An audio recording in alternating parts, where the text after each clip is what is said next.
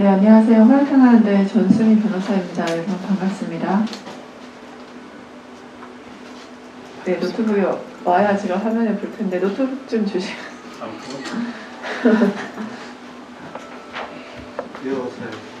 아마도 그 한국에 있어서 그 북한에 있어서 국제사회에 있어서 저희가 가장 뜨거운 이슈 중에 하나가 북한 인권 이슈라고 할 수밖에 없는데요. 왜냐하면 그냥 우리가 인권이라고 하면 인류 보편적 가치로서 바라보는 게 크지만 한반도는 한반도의 특수성이 가미되어 있습니다. 여러분들도 잘 아시겠지만 인권이라는 거는 누구나에게 적용하고 보편적 가치. 하지만 남한에서의 어떤 진보라고 불려지는 영역에서는 북한 인권 문제가 거론이 되지 않고 있고 남한과 북한의 교류협력의 문제를 이유로 해서 그리고 보수라고 불리는 영역에서는 북한 인권 문제가 대두가 되고 있죠. 거기에 대한 배경은 바로 북한의 체제 붕괴를 전제로 하고 있습니다. 그냥 이런 북한 인권 문제에 대해서 우리 남남 갈등, 남북 갈등, 국제사회 이슈가 되고 있는 상황에서 우리는 한반도 평화를 위해서 북한 인권 문제를 어떻게 봐야 될지 같이 오늘 고민을 나눠보는 자리가 되었으면 합니다. 화면은 저대로 넘어가니까 제가 신경 안 써도 되는 거죠? 네. 그래서 오늘 저는 좀 얼마 전에 한미 정상회담이 열렸었습니다. 한미 정상회담이 열리면서 굉장히 많은 의미들을 학자분들이 보유하고 계신데 지금까지 뭐 지역 동맹이나 가치 외교였다면 이제 글로벌 동맹 차원으로 많이 승격됐다라는 평가가 대다수입니다. 그렇다면 이제 트럼프 행정부와 달리 바이든 행정부에서 과연 가치 외교에 기반을 해서 북한 인권 문제를 어떻게 보고 있는지, 그리고 우리보다 먼저 2004년과 2006년에 북한 인권법을 제정한 미국과 일본의 북한 인권에 대한 기본 시각은 어떠한지, 그리고 한국에서의 북한 인권은 어떻게 다뤄지고 있는지, 그리고 기본적으로 이거 크리스토퍼 리즐리 브라운의 도덕자본이라는 이름인데 이 도덕자본과 북한 인권은 어떠한 시각으로서 연기가 되어 있는지와 마지막으로 한국에서 이슈가 되는 북한 인권 개선을 위해서 어떠한 방안이 있을지 같이 이야기해 보도록 하겠습니다. 네. 자, 점심을 잘 먹었는데 커서가 안 눌러야 되는. 네, 더 세게 눌러보도록 하겠습니다. 어떻게 네, 됐네요. 앞으로 좀 힘을 더 많이 주겠습니다. 기본적으로 바이든 행정부의 이제 가치 외교나 북한에 대한 시각은 아마 그 워딩에서 여러분들이 그걸 이해를 하실 수 있을 것 같습니다. 먼저 어떻게 언급을 했냐? 우리는 북한의 비핵화에 전념하고 있고 북한이 미국과 동맹에게 가하는 광범위한 위험을 줄이고 싶다. 그리고 북한 주민을 포함한 모든 한국인들의 삶을 향상시키는 게 바로 그 목표다. 라고 언급을 했고요. 이건 바로 취임 후에 바로 직후에 한 말들입니다. 북한 주민들은 압제적 정권 밑에서 광범위하고 체계적인 인권 누림을 당하고 있다. 라고 하고 있습니다. 앞서서 조금대 교수님께서 말씀하셨지만 주로 지금 생션이 가해지고 있는데 여러분들의 생션의 국제법적인 근거가 무엇인지 혹시 아세요? 바로 유엔 헌정 7장 세계 1차, 2차 세계대전 이후에 유엔이 만들어지게 된 배경이 바로 모력에 대해서 어떠한 법적인 조치, 제재적인 조치를 만들기 위해 했던 게 유엔 헌장의 1차 세계대전에 대한 반성의 결과물이 바로 유엔이고 유엔 헌장인데요. 그래서 지키고자 하는 게 전쟁의 단순히 평화라고 한다면 전쟁이 없는 상태를 평화라고 하든지 여러 가지 평화의 개념은 있을 수 있겠지만 이러한 평화에 대한 위협, 아니면 평화의 파괴, 아니면 침략행위를 자행한 국가를 상대로서 바로 자행하는 게, 채택하는 게 유엔 헌장 7장에 의해서 하는 것이 바로 제재 생션이라고 이해를 좀 하시면 될 것 같습니다. 기본적으로 지금 대북 제재가 존재를 하고 있고 이제 북한 인권 문제에 대해서 대북적인 문제 제기가 있다는 점에서 그렇죠. 바이든 행정부, 미국의 이제 가치 외교는 어떤 방향인지에 대해서 저희가 좀 이해를 할 필요가 있는 것이죠.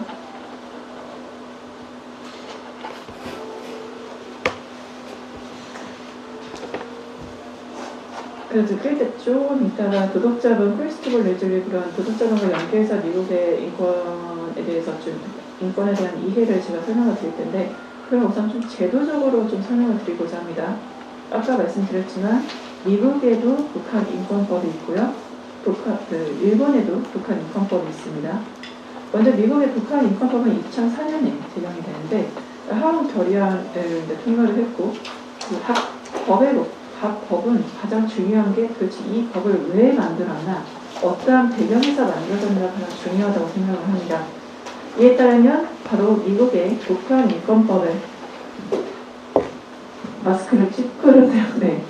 목소리를 좀만 더 크게 해달라 요청을 인해서 최대한 붙여서 하도록 하겠습니다. 네, 미국의 북한 인권법은 결국에 북한 인민공화국가 다른 목적으로 인권과 자유를 증진하는 것이라는 것을 바로 구체적인 목표로 제시를 하고 있습니다.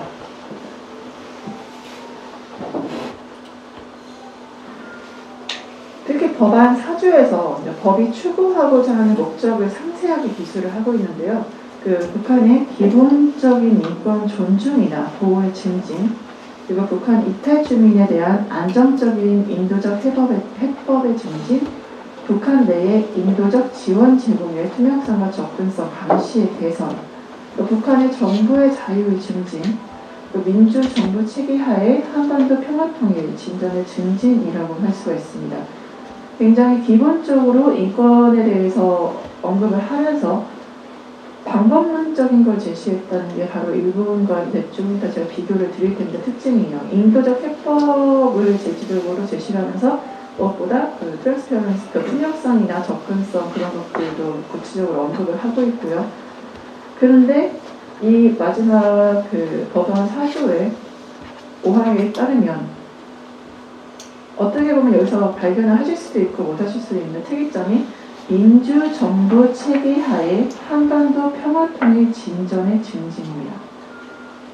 이거는 바로 대북전단법에서 많이 이슈가 되고 언급됐던 NED와도 연관이 되어 있는데, 중국과 북한에 대해서 미국은 기본적으로 민주주의를 확산시키기 위한 노력을 그동안 해왔고, 물론 이거는 미국과 소련의 냉전 시대부터 대북전단 자체가 심리전의 도구로 활용이 되었으며 어떤 체제를 와해시키거나 붕괴시키기 위한 여러 가지 심리전이라던가 와해 공작들을 여러 가지 펼쳤었죠.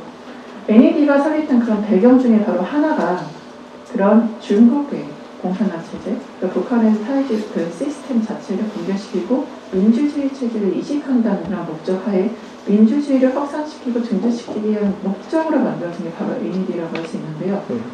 물론 프리덤 하우스도 그런 개념일 것이고, 디펜스 포럼은 방위산업체 그런 거죠. 이게 다 대북전단과 관련된 곳이라고 할 수 있는데, 결국엔 미국 북한 인권법을 통해서 최근에 저희가 이슈가 됐던 대북전단과도 연관이 되어 있으며, 대북전단도 하나의 북한의 체제를 붕괴시키는 수단으로서 그것이 기능하고 있음을 이 법에서도 저희가 확인을 할 수 있습니다. 첫 번째 전제는 미국 민주정부 체제죠. 지금의 북한 체제를 인정하지 않는다는 거죠. 그리고 한반도 평화통일 진전이죠. 그럼 민주정부 체계 하에 한반도 평화통일이면 어떤 거를 전제로서 통일을 이루는 걸까? 그럼 당연히 남한 주도의 평화통일, 즉 민주주의 시스템이 남한 중심의 후통일을 전제로 한, 그러기 때문에 이런 사회적으로 아니 시스템적으로 문제가 있고 다르다 상이하다고 생각되는 북한, 중국에 대해서 미국이 어떤 시각을 가지고서 북한 인권법을 만들고 어떤 시각을 가지고서 관련 비건 펀드레이징을 하거나 지원을 하고 있는지를 볼 수 있는 게 바로 단서가 미국의 북한 인권법 제4조라고 할 수 있는데요. 실제로 중국에서 활동하시는 저희 NGO분들과 오랫동안 컨택을 해보면 미국의 이제 NED로부터 돈을 받는 NGO 단체들이 중국의 정부에서도 이제 미국 정부로부터 돈을 받고서 NGO들이 활동하고 있는 거 알게 되니까 중국 정부 차원에서 전격적으로 NGO의 활동을 굉장히 제약시키고 감시하고 통제하는 시스템으로 오히려 좀 변했다고 하죠. 그래서 NGO 활동가들이 실종되거나 아니면 연락이 잘 안 되거나 지금 포기를 하고 다른 곳으로 이주하고 있는 친구들이 많아요. 그래서 그게 바로 이제 중국의 신장 위구르나 여러 가지 이제 중국 내에서 여러 가지 인권 문제에 대한 그런 제기라든가 북한의 인권 문제에 대한 제기가 결국에는 미국에서 그리고 워싱턴에서 메인스트림은 이런 중국이나 북한의 정치 체제 자체를 인정하지 않고 일부는 굉장히 강경한 사람들은 체제 실제 붕괴, 그 와해의 목적을 두고서 지속적인 지원을 하고 있는 것을 알 수가 있습니다. 그래서 저희가 생각하는, 좀 앞에서 이제 김 교수님께서 설명해 주셨지만, 미국의 워싱턴 주류의 생각은 굉장히 저희가 생각하는 것이 강경하고, 그렇기 때문에 하나의 회담도 저희 한국에서는 굉장히 이상적으로 그 결과를 예측을 했지만, 그렇게 됐던 것은 70년 이상의 미국과 북한의 서로에 대한 상호 불신이 굉장히 서로 크기 때문에 그런 메인스트림을 바꾸는 것은 굉장히 많은 시간이 소요되고, 저희도 내부적 노력이 필요하다고, 아마 이번에 저는 톤네투스 인권위원회 참여하면서 그런 한계를 좀 많이 느꼈습니다. 그건 제가 나중에 그 톤네투스 인권위원회 얘기하면서 미국 주류나 그런 분위기를 좀 말씀을 드리도록 하겠습니다. 그래서 이러한 배경하에, 그리고 이제 북한 인권법을 제정하고, 만약에 강경파 입장에 따라서 미국은 북한을 붕괴시킬 수 있다면 미국의 목적을 달성하게 되는 그런 측면도 볼 수 있게 되는 거죠. 결국엔 북한에 대한 미국의 시각을 엿볼 수 있는 게 북한 인권법이라고 할 수 있고, 그리고 미국의 북한 인권법이 이제 일본과 좀 차이점은 북한 주민의 직접적인 인권 증진과 그 난민 보호에 대한 법령 구체적으로 포함을 해서 프로그램을 지원하거나, 그 107조가 저희가 얼마 전에 이제 북한 인권 특사 이게 문제가 됐었죠. 왜냐하면 한미 정상회담 전에 상대히 많이 오려있던 게 있습니다. 인권 특사는 왜 임명을 바이든 행정부가 하는데 왜 대북 특사 임명 안 하냐? 그럼 바이든 행정부는 인권 문제만 할 때 북한 인권만 계속 공격적으로 제시를 하고 대북 관계에 대해서는 좀 관심이 없는 거냐? 그러면 앞으로 이거 우리의 방향을 어떻게 해야 되는지 많은 이제 전문가들의 분석이 있었거든요. 다행히도 한미 정상회담 당시에 기자회견을 통해서 성빈 대북 특사의 임명을 발표를 했죠.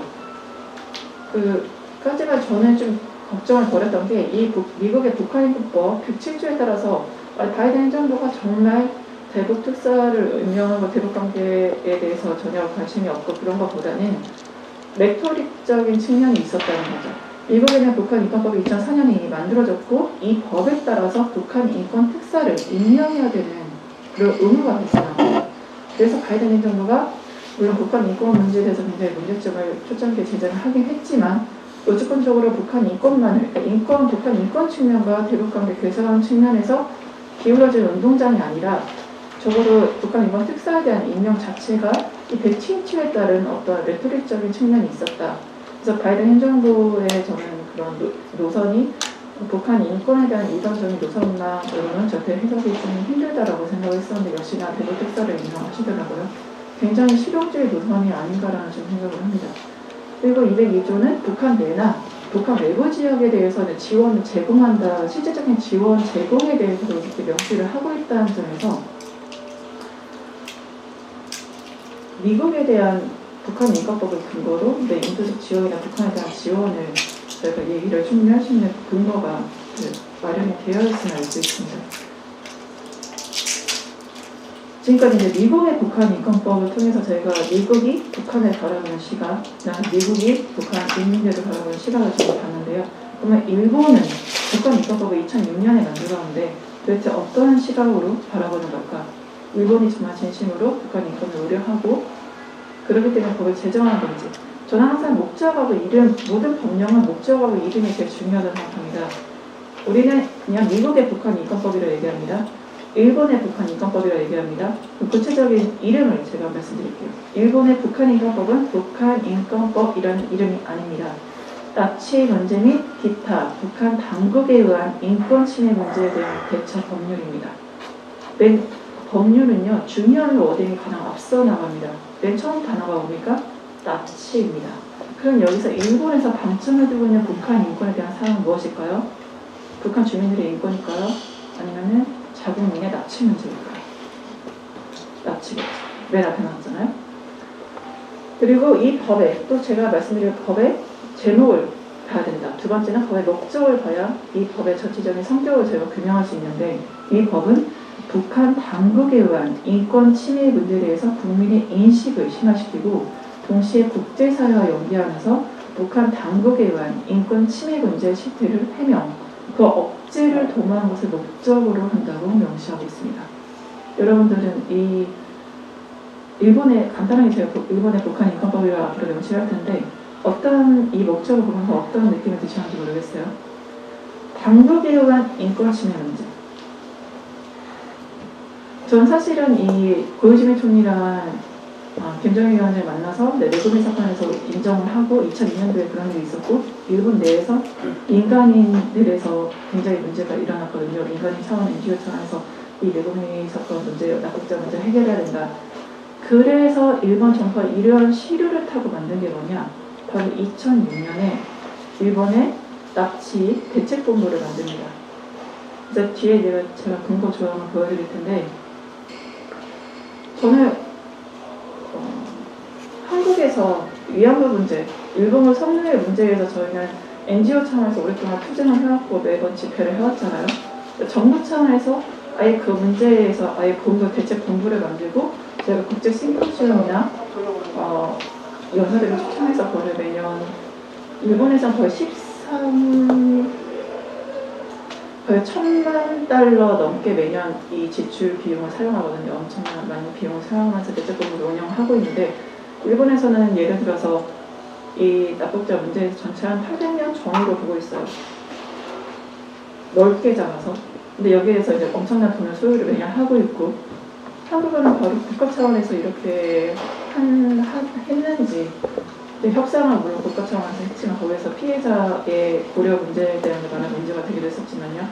일본 아예 그 납치 문제 대책본부라고 총리실 바로 산하로 정부에서 주도로 만들어서 2014년 같은 경우는 유럽에서 아예 유엔의 스위스 제네바의 유럽 그 유엔 본부에서 이 납치 문제와 북한 인권 문제에 대해서 아예 회의를 개최를 했고요.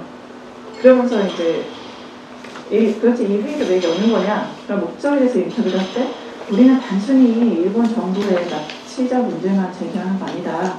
북한의 전반적인 인권 문제를 우리가 제기도 같이 하려고 하는 거다라고 물론 그렇게 얘기를 하긴 했지만 물론 납치 문제가 하고 있었죠.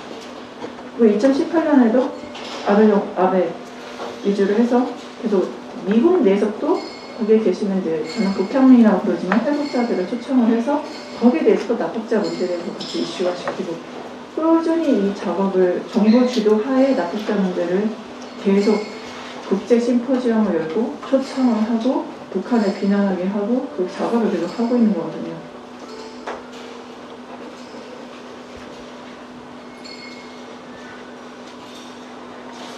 그래서 말씀드린 게 바로 이제 그 2조 2항에 북한 당국에 의해 납치된 것으로 의심되는 일본 국민의 안보에 대해서 정보 제공을 요구하고 철저한 조사를 실시해서 그 귀국의 실현에 최대한 노력을 해야 된다.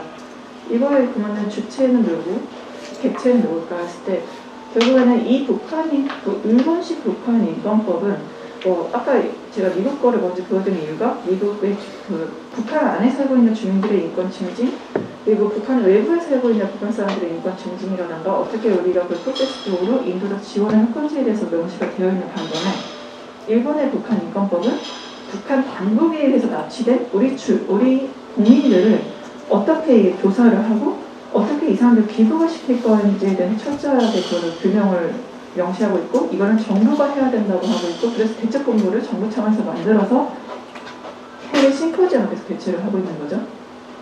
그래서 무엇보다 우리가 북한 인권 주관이라고 저희는 말하고 일본은 북한 인권 침해 문제 개발 주관을 또 만들어서 그 주관 동안에 인권 문제를 계속 관심과 인식을 갖게 한다.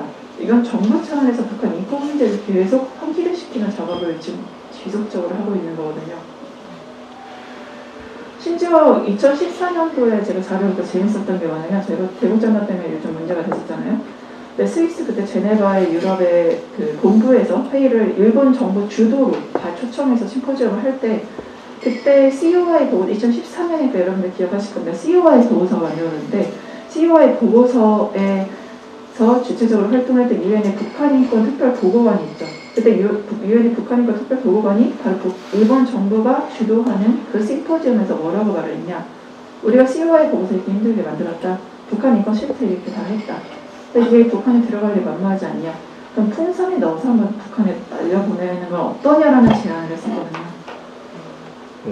바로 우리가 지금 대북전단 때문에 많은 논의가 있는데 이 국제사회나 유엔 인권 특별보고관이나 다른 그 타국 사람들의 인식 북한에는 제대로 된 정보가 들어갈 리가 만무하니 풍선을 통해서라도 유일한 에드 버윤이 저는 톤 엠베스 참관해서 놀랐던 게 에드 버윤이 유일한 북한의 정보 유입 수단이라고 말씀을 전제로 하셨더라고요.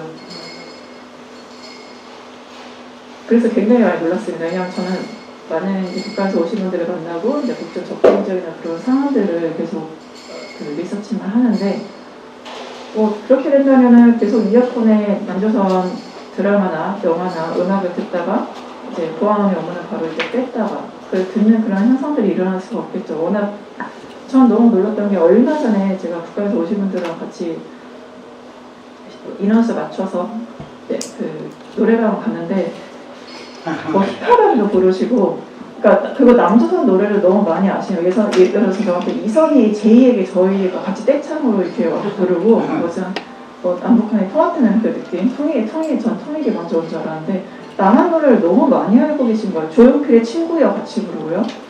이선희의 제이에게 같이 부르고요. 그다음에 심수봉의 사람밖에 나 몰라 같이 부르고. 그러니까 웬만한 남조선 노래를 다 알고 계시고 같이 이제 부르는 거 어떻게 하죠? 심지어 젊은 세대들은요. 여러분들 계시는 알지 모르겠는데 가수가 생각 안 나지? 비행기 맞나? 비행기의 빙기? 비행기 맞나요? 거북입니다. 거북이 죄송합니다. 죄송합니다. 저를 존재해 주셔서 감사해요.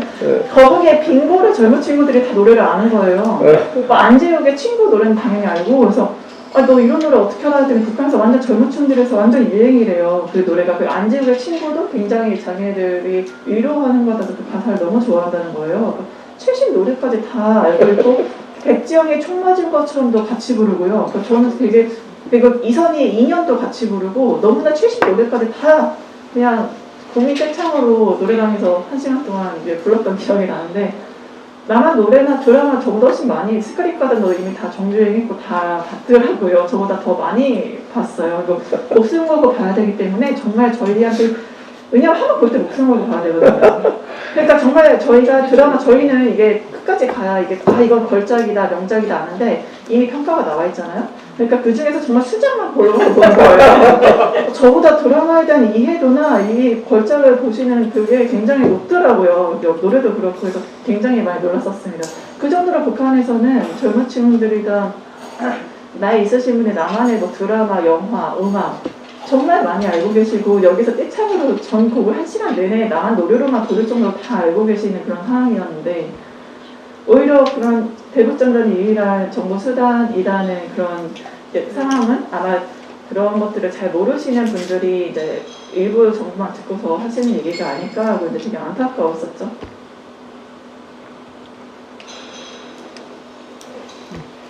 그래서 말씀드린 대로 일본에서 주최하는 심포지엄에서도 이제 북한 인권특별 COI 보고관이 풍선이 유일한 정보 수단이니까 COI 보고서도 풍선에 넣어서 보내자 그런 말을 한 게 아닐까라는 저는 추측을 하고 있습니다.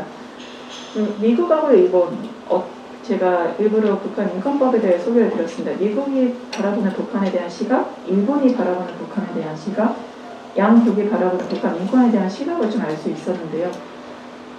그렇다면 제 짧은 생각은 미국이나 일본이나 각자의 나라의 이익에 비추어서 북한 인권이나 북한에 대해서 당연히 바라볼 수밖에 없고 어느 이상적인 어떤 패권국가나 경찰국가나 그런 모습보다는 각자의 프레임에 맞춰서 북한을 바라보고 북한 인권을 바라보지 않나라는 저는 그 관련 법을 통해서 그렇게 볼 수밖에 없었고 그러면 미국과 북한을 통해서 우리가 이렇게 봤죠. 그러면 한국에서 도대체 북한 인권은 뭐냐? 한반도에서는 뭐냐? 라고 했을 때는 말씀드렸지만 처음에 서두에서 말씀드렸지만 적어도 북한 체계가 공개하기 바라는 연역이 있고 남북 교류협력을 하기 바라는 연역이 있죠. 남북 교류협력을 하기 바라는 연역에서는 북한과의 관계를 지속적으로 하기 위해서 괜히 북한의 아킬레스건, 북한이 불편해하는 얘기를 할 필요가 있냐? 그거에서 북한 인권 문제를 얘기를 안 하는 부분인 거고 북한이 체제 붕괴되거나 와해되기 바라는 어떤 영역에서는 북한 인권 문제가 하나의 정치적 공세와의 도구로서 이런 나라니까 문제가 있고 그래서 없어져야 되고 붕괴되어야 되고 와해돼야 된다. 그런데 정치적 도구화로 사용되고 있는 좀 측면들이 있습니다. 그렇기 때문에 우리가 헌법 3조에 하반기 및 구성 영토를 한다. 그 영토 조항, 국가보안법, 그리고 국가보안법에 따라서 북한은 국가가 아니라 단국가 단체를 규정하고 있는 모든 상황들이 냉전 시대가 지금 종료했음에도 불구하고 한반도에서는 여전히 국가보안법에 존속하고 있는 이유이기도 합니다. 근데 재밌는 건 현장에서 제가 있잖아요. 국가보안법으로 기소된 사람들이 적어도 2000년 전까지만 해도 남한 사람들이 사실 많았습니다. 운동하시는 분들. 근데 지금 최근의 시류를 보면 북한에서 온 청년들, 북한에서 오신 분들이 가족, 지금 남북 교류협력이 멈췄잖아요. 가족이 갑자기 죽게 생겼어요. 너희 엄마 지금 죽기 직전인데 한번 볼래? 연락받고 가죠. 국정 접경 지역에는 누가 사나요? 고위고 직원들도 있지만 국정원 직원들도 있죠.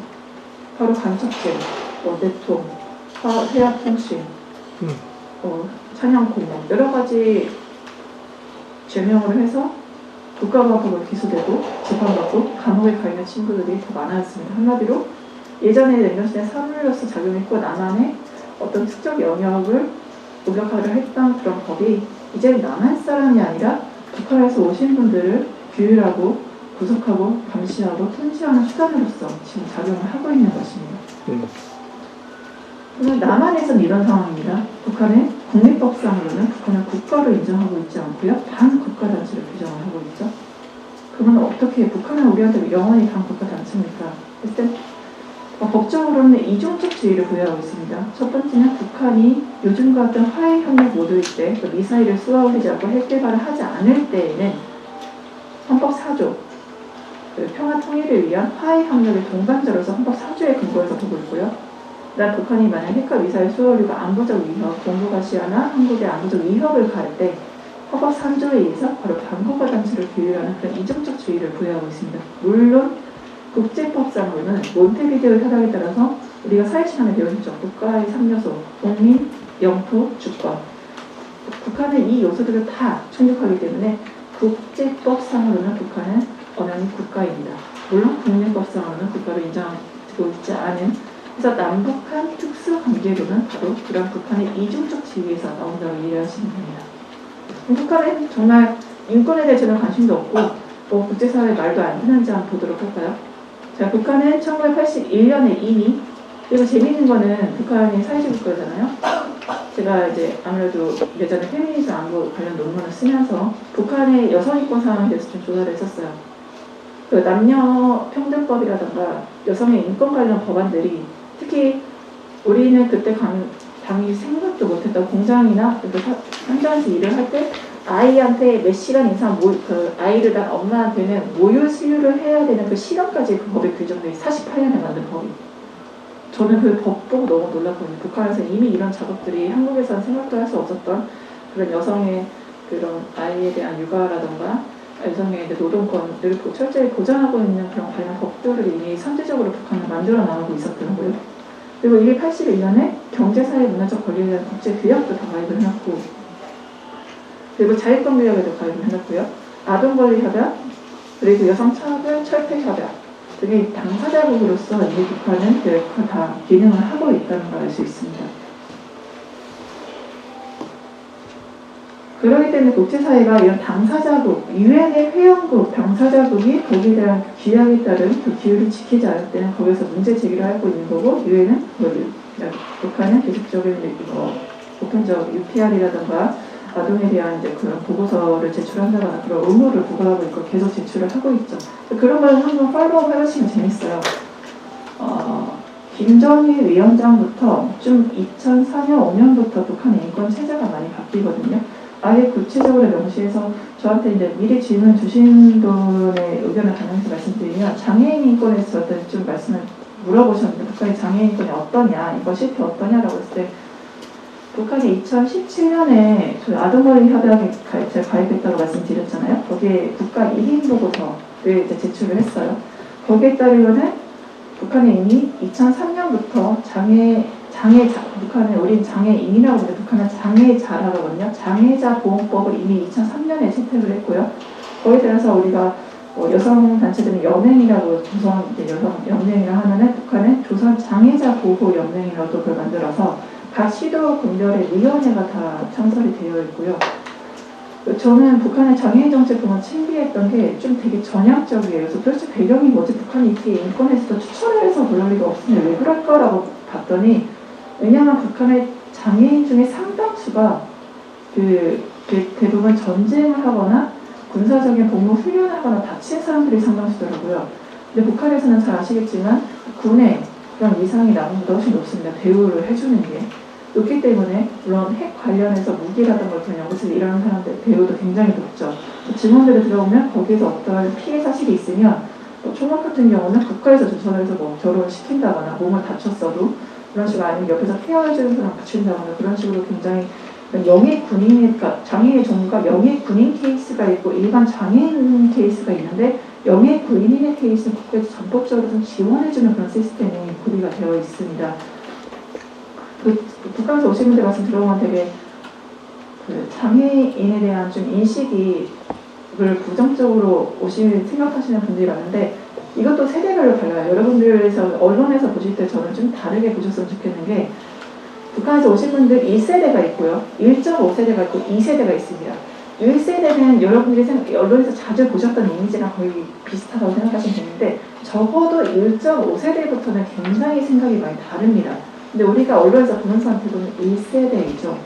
이제 1.5세대부터 굉장히 많이 다른데, 최근에 온 친구들 말에 의하면 2019년에 계속 조선중앙 TV 그런 걸 보면은 장애에 대해서 국가적으로 어떠한, 그러니까 전에는 그런 우리 마을에 무슨 장애인이 있어, 뭐 외소증이 있어, 뭐 학문이 없는 이제 사람도 있고 어떤 좀 다치거나 그런 여러 가지 장애 가진 사람에 대해서 얘기하는 것조차 되게 불편해하고 숨기고 싶어 하는 분위기였다면, 최근에 2018, 19년도에 이제 조선중앙통신 TV에 장애인들에 대한 인식 개선이나 장애인들을 위해서 국가적으로 어떻게 우리가 어떤 시설을 만들고 어떠한 지원을 하는지를 홍보하는 영상이 나간다고 해요. 그거는 뭐냐? 국가 자체에서 국민들의 인식을 바꾸기 위해서 그렇게 하는 거잖아요.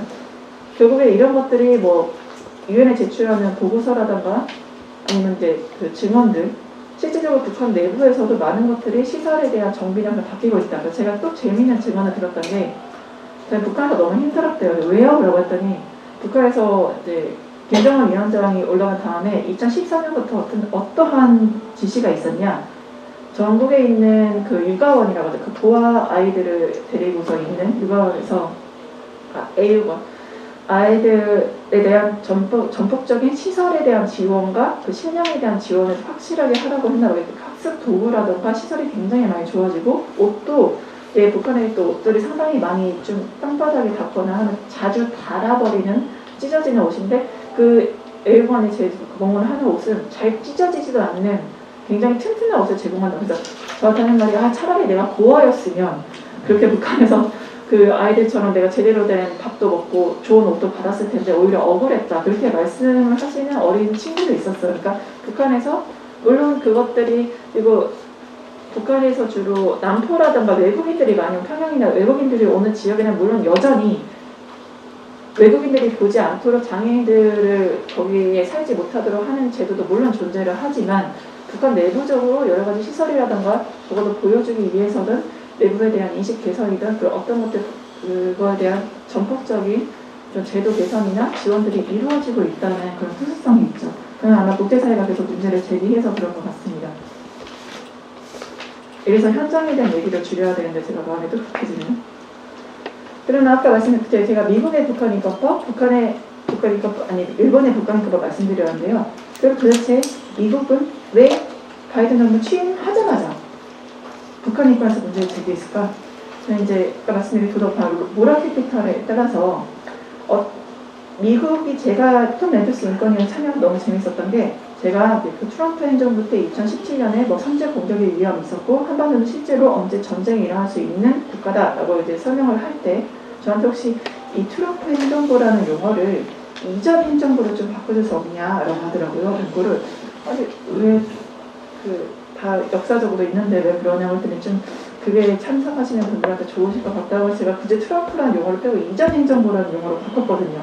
그러니까 한마디로 지금 미국의 민주당이나 공화당 입장에서도 트럼프라는 대통령이나 문구 자체가 뭔가 안 좋은 기억이 뭔가 요소가 있다는 거죠. 그래서 저한테 이전 행정부를 굳이 바꿔달라고 요청을 하고, 특히 미국 민주당에서는 과거 트럼프 때의 과거 어떤 행적을 지우려고 하는 측면. 그래서 유엔의 인권위원회도 트럼프 때 탈퇴를 했다가 바로 이제 복귀를 하는 측면도 있고, 북한 인권 문제에서 바로 문제를 제기하는 건데, 특히 트럼프 행정부 때 자국의 어메리칸 퍼스트라고 해서 뭔가 상인의 이미지를 구축을 했다면, 이제는 미국이 어떤 전통적 리더십을 복귀하고, 이번에 한미 정상회담도 내용 보시면 미국을 대상으로 해서 1대1로와 인도태평양 전략의 막점에 있는 한국을 대상으로 이제 우리 쿼드까지는 포함 안 시키지만 우리를 포함시키려는 여러 가지 노력을 하고 있는 조항들이 들어가 있잖아요.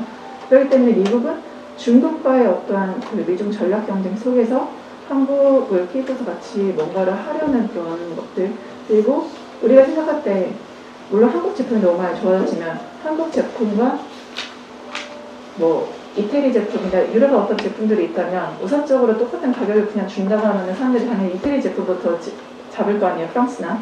그러니까 그 이미지가 중요한데 미국도 전통적 리더십의 복귀라든가 아니면은 그런 인권의 수호자라는 이미지를 다시 획득, 중국과 북한을 비난하는 인해서 인권의 수호자 이미지를 획득하면 그 얻은 도덕 자본으로 다른 타국의 상업적으로나 군사적으로 좀 간섭할 수 있는, 그리고 좀 더 쉽게 침투할 수 있는 그런 영향력을 다시 리더십 복원이라는 그런 목적 하에서 그런 활동들을 하는 게 아닌가라는 생각을 했습니다. 결국에는 이제 말씀드린 그러기 때문에 바이든 행정부가 이제 취임하자마자 이제 바로 북한 인권 문제에서 제기를 하고 이제 미중 전략 경쟁 속에서도 한미 정상회담을 통해 여러 가지 이제 실효적인 그런 이득을 추구하는 게 아닌가라고 생각을 합니다. 결국에는 이러한 북한 인권 문제가 있습니다. 제가 말씀드린 대로 톰 렌터스 인권위원회 참여를 했을 때 기본적인 전제가 지금 현 정부가 탈북민 인권을 굉장히 유린하고 있고 북한 인권 문제 제기에 대해서도 눈을 감고 있다. 그렇게 생각을 하시더라고요. 국제사회에 대해서 저희가 좀 설득을 하는 노력이 굉장히 많이 필요할 것 같습니다. 그러니까 기본적인 거는 인도적 지원인데 항상 인도적 지원 얘기 나오면 우리가 공식화되는 게 있습니다. 다 퍼주기입니다.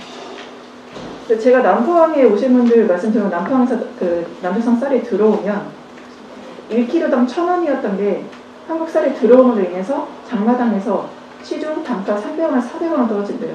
한마디로 정말 하루 이틀 먹을 쌀이 일주일치로 늘어가는 거예요. 가격이 단가가 왜냐 수요와 공급 원칙에 의해서 당연히 물품이 많아지면 가격이 내려가겠죠.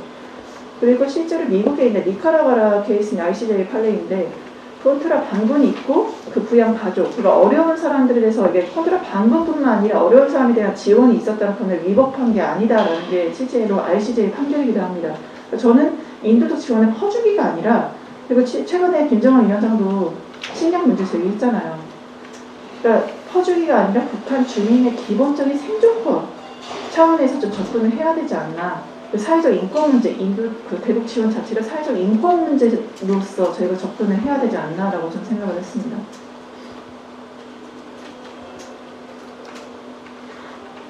네, 그래서 이거는 제가 톰 렌터스 인권위에서 참여했던 건데 기본적인 전제가요.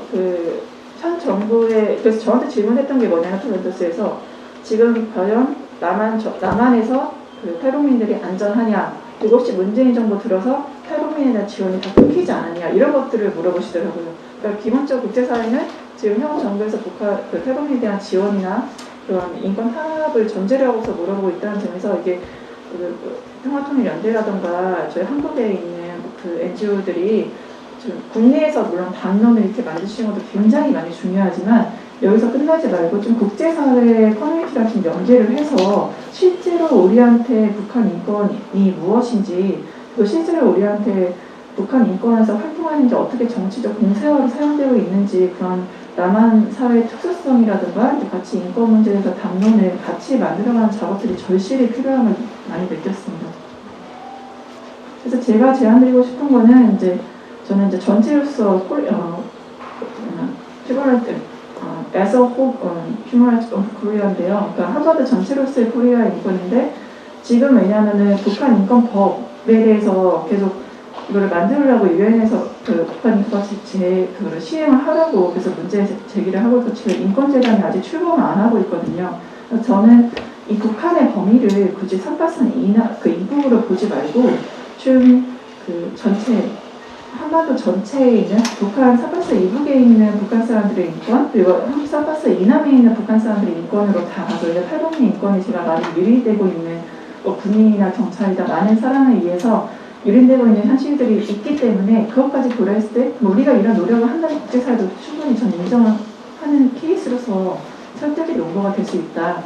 그래서 북한 인권법에 따라서 지금 북한 인권실현 출범이 안 하고 있는 거에 대해서 굉장히 문제 제기를 많이 하시기 때문에 여기에 대해서 코리아, 우리가 전체로서의 코리아, 북한의 어떤 영토만으로 제한하지 말고 남한에 있는 그 탈북민 인권, 북한 사람들의 인권, 북한에 있는 북한 사람들의 인권, 전체 한반도의 코리아 인권으로서, 한반도 인권으로서 우리가 문제 제기를 국제사회에 설득을 하고 같이 노력하는 거가 필요하지 않나. 그래서 바로 북한 인권법의 범위를 코리아 인권으로 확대를 해서 한반도 전체 북한 사람들의 인권에 대한 개선 노력을 하고 있음을 국제사회에 좀 공시를 하고 그거를 추진을 하는 게 어떨까라는 생각을 했습니다. 네, 이상 발제를 마치겠습니다. 감사합니다. 예, 감사합니다. 정정훈 교수님께서 논탄해 주시겠습니다.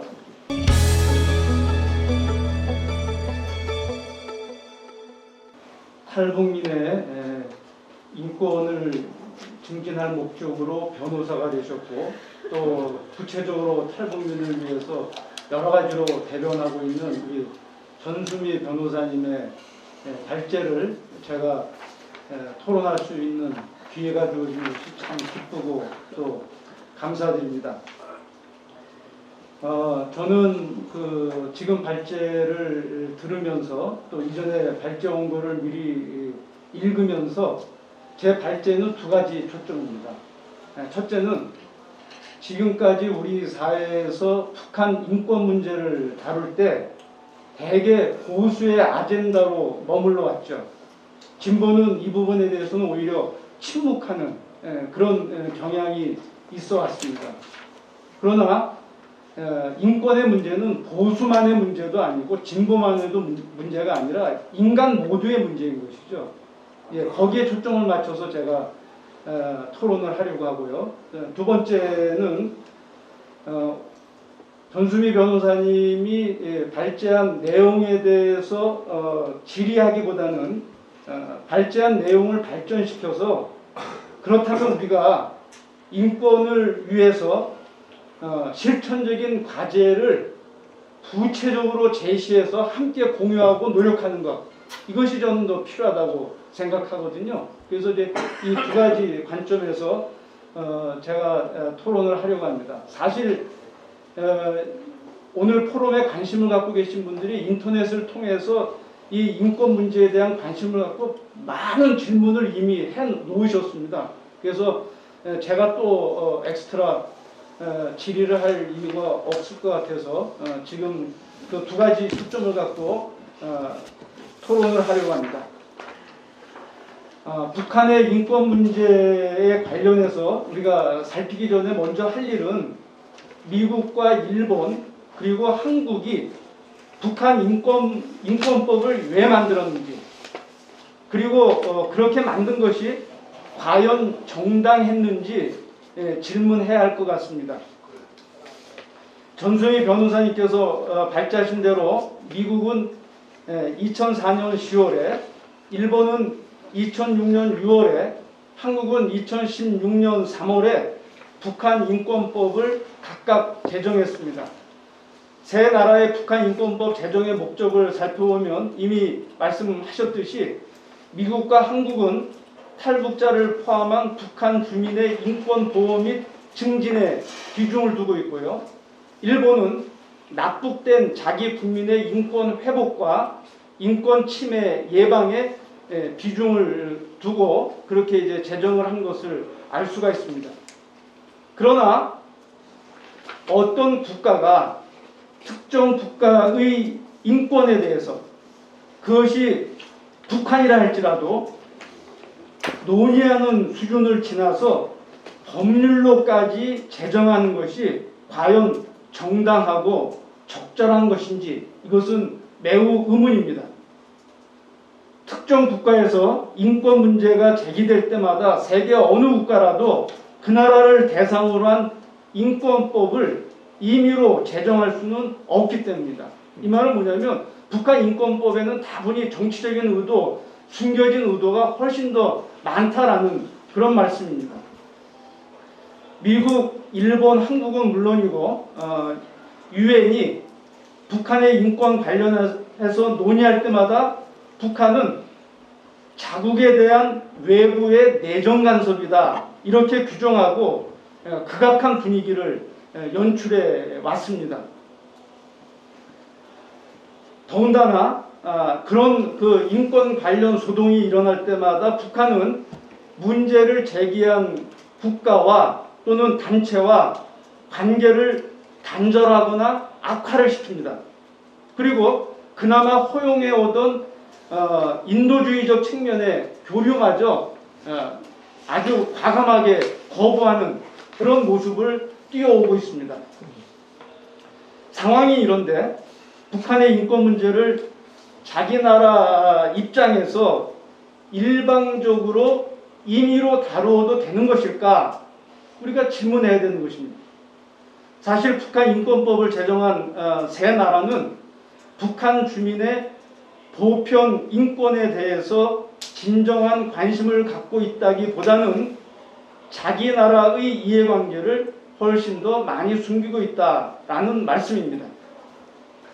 그 올해 초 발표된 문서인데요. 그 통일연구원의 그 자료를 보니까 최근 10년간 북한의 김정은 정권은 유엔의 인권 관련 보편적 정례 검토 UPR의 그 권고 사항들을 적지 않게 수용하고 있음을 알 수가 있습니다.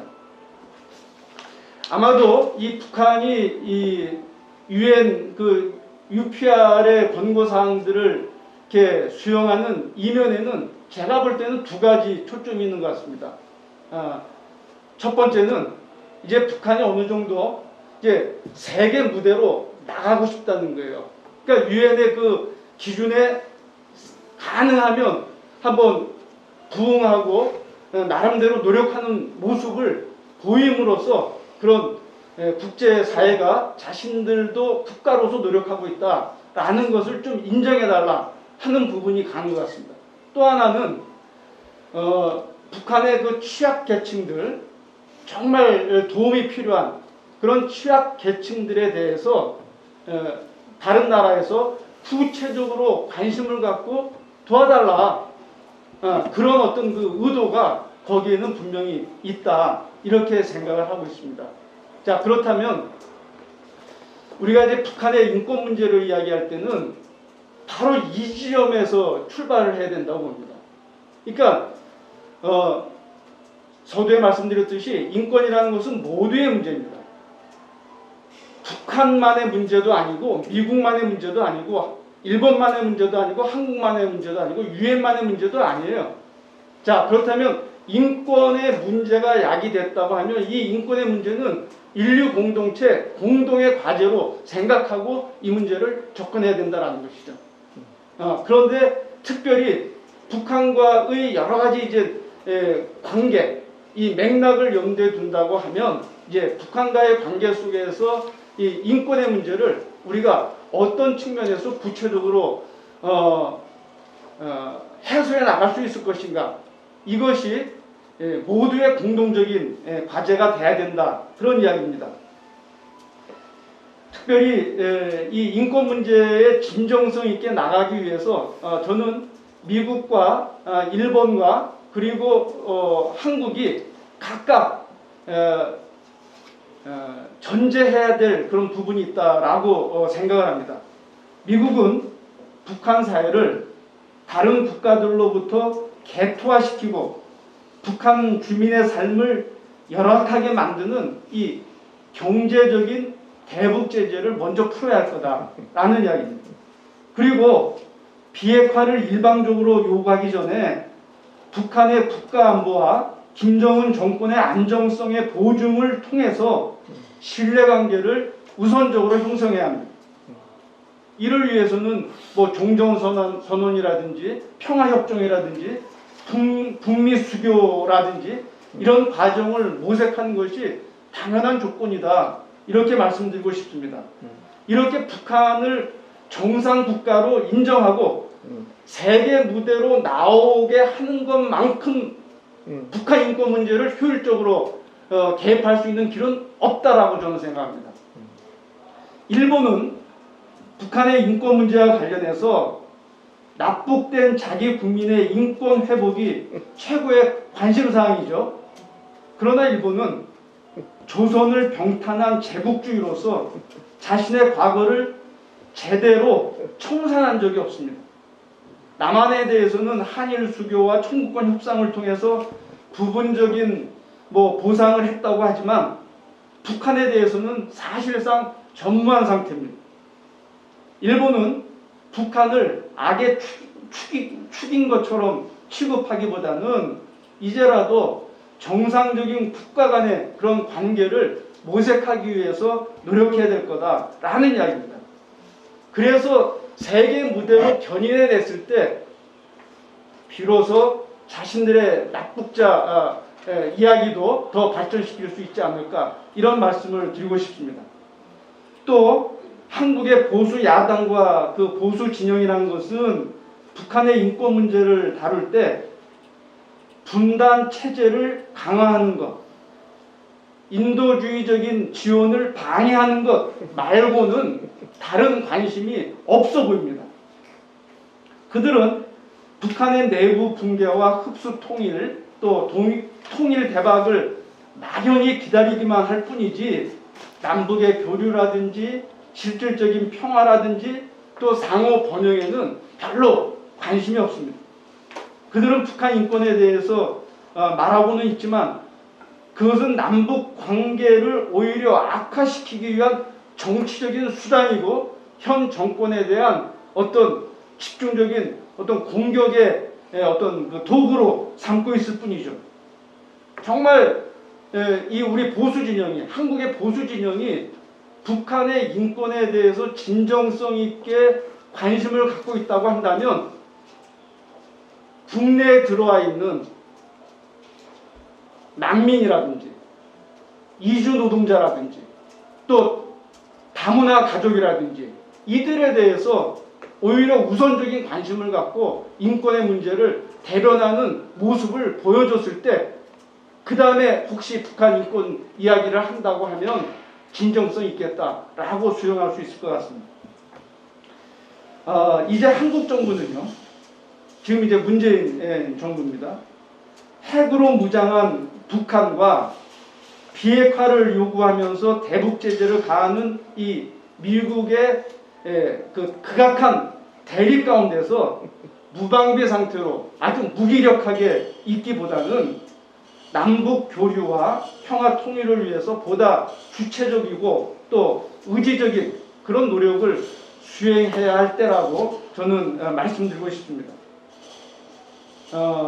이전에 이미 그 남북 경제 교류, 인적 교류의 모범적 사례였던 개성공단, 또 금강산 관광 이거는 주체적으로 유엔 제재라든지 미국 눈치 보지 말고 우선적으로 우리가 주체적으로 해결해야 될 부분이 아닌가, 그렇게 저는 생각하고 있고요.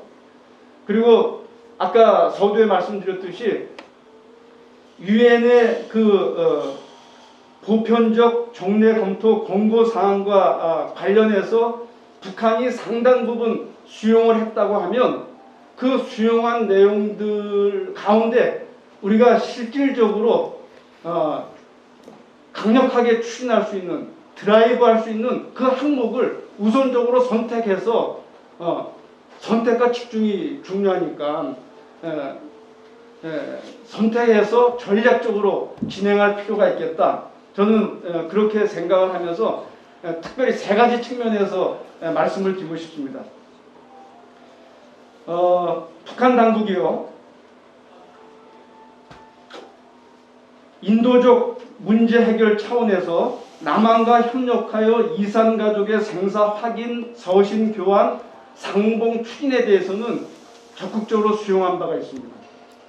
근데 이게 지금 현재 남북관계가 다 차단되면서 아무것도 이 인도주의적인 차원 또 이산가족의 문제 전혀 건드리지 못하고 있지 않습니까? 저는 분당 1세대가 살 날이 얼마 남지 않았어요. 근데 가족이 살아있는지조차도 확인이 안 되고, 또 확인이 됐다 하더라도 서신교환도 할 수가 없고, 또 예전에 이제 가족상봉 이제 이벤트적으로 하지만 그거는 소수에게만 그 허용된 그런 기회인 것이죠. 그러다 보니까 그런 것들을 정말 상시화할 수 있는 그런 노력을 우리가 해야 된다. 왜? 북한도 이미 그 유엔의 그 UPR 권고 사항을 수용했기 때문에 그거는 얼마든지 출발할 수 있다라는 이야기입니다. 또 두 번째 측면에서 제가 제안하고 싶은 부분은 북한 당국이요, 사회권 증진의 차원에서 식량, 보건, 의료, 교육 등에 대한 전반적인 개선과 국가의 자원 투자 확대를 수용한 바가 있습니다. 인권의 최우선 사항은 생명권이죠. 이 생명권은 아무리 강조해도 부족합니다. 생명권 가운데서도 기아에서 벗어나 먹고 살 권리, 제대로 치료받아서 건강하게 살 권리, 또 보다 나은 환경 속에서 사람답게 살 권리는 기본 중에 기본이라고 말할 수 있습니다. 이를 위해서 우리 정부와 민간은 인도적인 차원에서의 식량 지원 당연하고요. 지금 현재 북한 당국이 여러 경로를 통해서 이제 요청하고 있는 게 뭐냐면, 북한 전체 시, 군구 지역의 보건의료시설 그리고 양묘장 시설 관련해서 도와달라는 그런 메시지가 끊임없이 오고 있습니다. 근데 이거는 군사적인 부분이 아니잖아요. 예. 자, 그렇기 때문에 이건 인도적인 차원에서 얼마든지 접근할 수 있는 내용이고, 이거는 우리 정부와 민간이 함께 협력해서 매칭 펀드의 형식으로도 충분히 할 수 있는 그런 영역입니다. 그래서 이 북한이 이미 수용한 이 사회권 이 부분에 대해서 우리가 좀 적극적으로 나서면 좋겠다 하는 것이 제 제안입니다.